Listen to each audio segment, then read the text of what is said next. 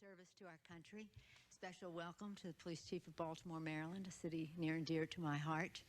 My father and my brother always said in politics and in keeping people safe, always look after them. Well, my father would say the men in blue. My brother would say the men and women in blue, a generation later.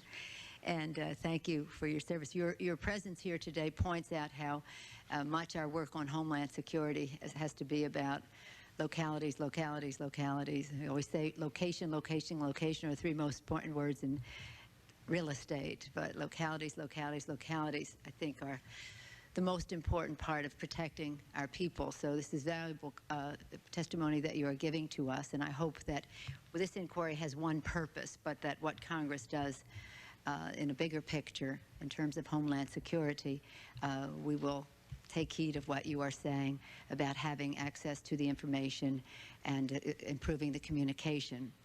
I was interested also, Governor Gilmore, in your testimony about your commission and its valuable work, in which you said what really made your panel special and therefore causes its pronouncement to carry significantly more weight is the contribution from members of the panel from outside of Washington, D.C., that you brought in my fresh eyes on the subject and innovative thinking. Although you had some participation from the establishment, you had fresh eyes, and that's what those of us who've been advocating an independent commission on September 11th have been advocating as well. Congressman Romer has been the leader on that issue, and your testimony is useful in that regard. I wanted to use the first 5 minutes of my time to talk to Mr. Manno about the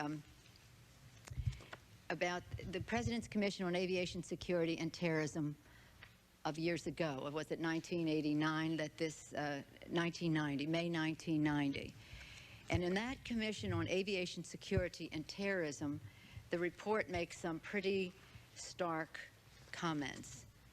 It says, the Commission's inquiry finds that the U.S. civil aviation security system is seriously flawed and has failed to provide the proper level of protection for the traveling public. This system needs major reform. It further goes on to say, the Commission has conducted a thorough examination of certain civil aviation security requirements, policies, and procedures surrounding Flight 103. This is Pan Am, so this is just that one particular flight. It is a disturbing story and goes on to tell of how that all happened. It recommends a Undersecretary for Intelligence at the Department of Transportation at the FAA. Is that the job that you hold as acting secretary? No, it's a little different, isn't it? It's the Office of Intelligence and Security that works directly for the Secretary of Transportation. It's a DOT as opposed to, I work for TSA. Okay, and so you work for TSA. We have FAA, we have TSA now, and we have Department of Transportation. There's some relationship there, right? Yes. Okay, so there's a different job that was established by this commission? Yes, that office was established to provide support and advice directly to the Secretary on issues of transportation security, not just aviation, but transportation security. Transportation. That office was in fact set up. Okay, now in it, the report that says the FAA, and one of the recommendations says the FAA and the Federal Bureau of Investigation should proceed with plans to conduct an assessment of the security threat at domestic airports. It is my understanding that these assessments are made on an annual basis. I think they're made on a 3-year basis. A 3-year basis. There were a series of them that were done.